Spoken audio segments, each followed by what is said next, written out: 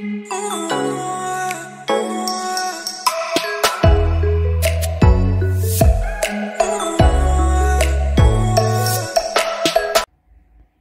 everyone, welcome back to your own YouTube channel Mathematics with Hunar.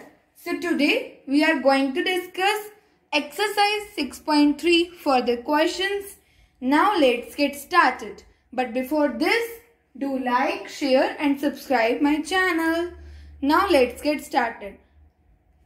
Question 2 is, in the given figure, triangle ODC is similar to triangle OBA. It is triangle ODC which is similar to triangle OBA. And angle BOC given to you is 125 and CDO is 70. You have to find these three angles. यहाँ पर आपके to triangle similar है, आपको ये given है. Given से आप यहाँ लिख सकते हो कि OD by OB equal DC by AB equals OC by OA and angle O equal angle O, angle D equal angle B, angle C equal angle A. जब आपको टू ट्रायंगल सिमिलर गिवन है तो क्या आप ये properties उनके बारे में लिख सकते हैं? बिल्कुल लिख सकते हैं. अब हम देखते हैं अपना क्वेश्चन. अब हमें DOC फाइंड करना है. तो ये हमारा 125 है, ये एक स्ट्रेट लाइन है और टू एंगल्स हो स्ट्रेट लाइन पर, तो वो क्या फॉर्म करते हैं? 180, दैट इज लीनियर पेयर. वो क्या बना लेते हैं? Linear pair. यहां से ये 125 हो गया BOC and DCO you have to find DOC. So DOC will be 180 minus 125 will be equal to 55. यहाँ से आपका DOC क्या आ गया? 55. अब आपके पास ये आपको मिल गया 55. अब आप क्या कर सकते हो? आपके पास DOC ट्रायंगल है 70 प्लस 55 प्लस DCO इक्वल 180. क्या लिखेंगे हम यहाँ पे? Angle sum property of a triangle कि sum of all three angles is 180. 70 plus 55 is 125. 125 plus DCO equal 180. So from there DCO will be equal to 180 minus 125, that will be equal to 55. अब देखो DCO यानी ये वाला angle C and OAB angle है, ये दोनों आपस में क्या है? इक्वल है. सो यहाँ से DCO और OAB इक्वल है, तो जो DCO है वो ही होगा OAB, that will be equal to 55. चाहे आप यहाँ पे रीजन लिख सकते हो कि क्या है? ODC is similar to OBA, that's why angle DCO equal OAB. या फिर सेकेंड रीजन आप डाल सकते हैं कि ये क्या है? अल्टरनेट इंटीरियर एंगल्स है, क्योंकि ये टू पैरेलल लाइंस है और एक ट्रांसवर्सल जा रही है. जब टू पैरेलल लाइंस होती है और उनके बीच से ट्रांसवर्सल लाइन जा रही होती है, तो ये एंगल्स जो होते हैं इंटीरियर वाले अल्टरनेट होते हैं और ये इक्वल होते हैं. सो ये आपका क्वेश्चन 2 था जिसमें आपको 3 एंगल्स फाइंड करने थे. एक्सरसाइज 6.3 इज वेरी इजी, बिल्कुल इजी है, बस आपको थोड़ा सा फोकस करना है. Now question number 3. Question 3 is also very easy. What is this? Diagonals AC and BD of A trapezium ABCD. It's your trapezium, ये आपका ट्रेपीजियम है ABCD. इसमें क्या है? इसके डायगोनल्स है AC एंड BD जो कि इंटरसेक्ट कर रहे हैं कॉमन पॉइंट O पर with AB parallels to DC. यहां से आपका AB जो है वो CD के पैरेलल है. ये आपको पैरेलल लाइंस गिवन दे दी, इंटरसेक्ट कर रहे हैं each other at point O. Using a similarity criteria for two triangles show that OA by OC equal OB by OD. आपको अब सिमिलैरिटी क्राइटेरिया यूज करते हुए ये प्रूव करना है. वैसे तो आप कुछ और उससे भी कर सकते हो, कॉन्ग्रुएंसी वगैरह से भी और चीज से भी, बट पर्टिकुलर बोल दिया सिमिलैरिटी क्राइटेरिया, तो आपको करना पड़ेगा सिमिलैरिटी से ही. आप क्या करें? ये टू ट्रायंगल्स ले लें AOB एंड COD. अब दो पैरेलल लाइंस हैं, बीच में से ट्रांसवर्सल जा रही है. अभी मैंने प्रीवियस क्वेश्चन 2 में बताया कि टू पैरेलल लाइंस हैं, बीच में से ट्रांसवर्सल जा रही है, तो ये एंगल और ये एंगल क्या होंगे? अल्टरनेट. और ये एंगल और ये एंगल क्या होंगे? अल्टरनेट होंगे. तो यहां से एंगल 1 एंड एंगल 2 मैंने क्या किया? इस एंगल को नेम दे दिया एंगल 1, क्योंकि पूरा कंप्लीट एंगल है तो क्या है? दो एंगल से मिलकर बनेगा, बट मैंने सिर्फ यही पार्ट लिया. यहाँ से ये एंगल 3 दे दिया, इसको 2 और इसको 4 दे दिया।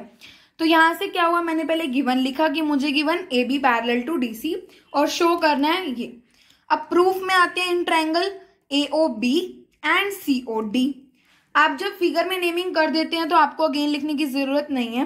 Angle 1 will be equal to angle 2, reason आप डालेंगे अल्टरनेट इंटीरियर एंगल्स, सेम इसमें angle 3 equals to angle 4। So दो एंगल्स आपके इक्वल हैं तो थर्ड एंगल चाहे आप ये भी डाल सकते हो वर्टिकली अपोजिट एंगल्स।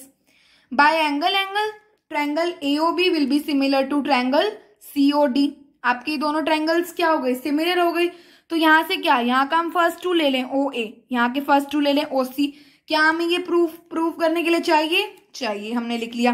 अब मान लो मैं ले लूँ ए बी और सी डी, मैंने यहाँ पे ले लिया ए बी और सी डी। क्या ये मुझे चाहिए, नहीं, तो मैं इसे स्किप कर दूंगी। अब थर्ड बचा ओ बी और ओ डी, ये मुझे चाहिए, यस। तो यहाँ से क्या आ गया, O A by O C, O B by O D. तो आप यहाँ पे क्या लिखते हैं, जब आप ये सिमिलैरिटी से ये लिखेंगे तो क्या लिखेंगे, corresponding sides of similar triangle.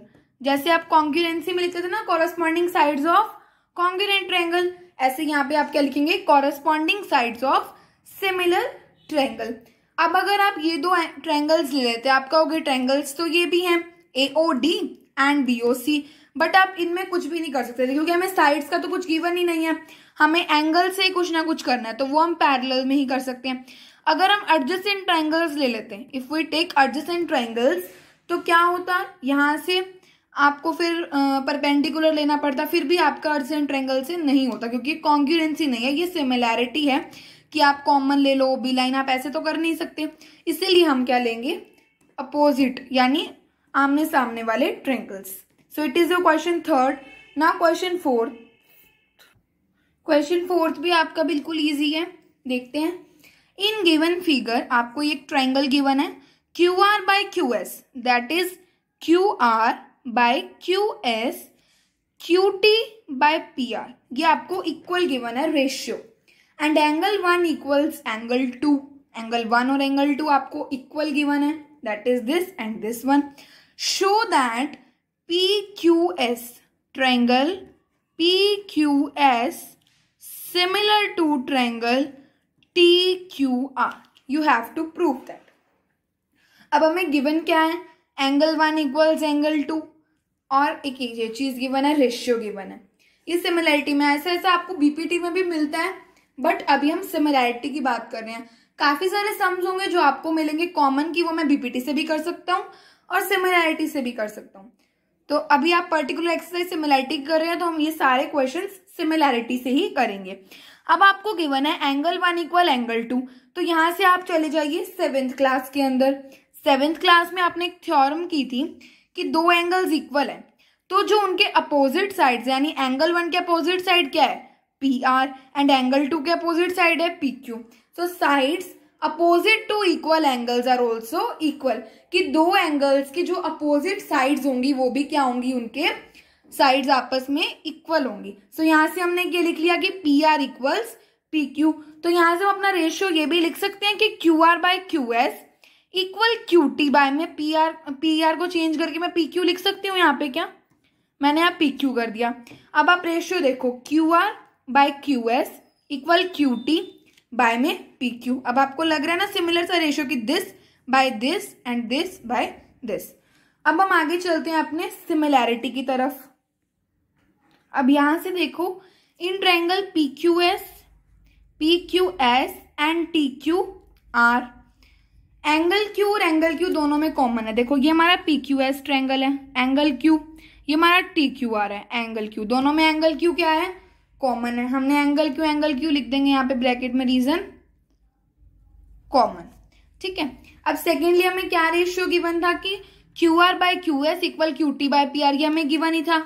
अब हम क्या करेंगे कि हम पी आर को चेंज कर देंगे पी क्यू में। मैंने आपको यहाँ पे बताया ना कि पी आर को मैं चेंज कर सकती हूँ पी क्यू, बिकॉज यहाँ पे हमने निकाल लिया ये, तो अब हमने ये रेशियो बना लिया।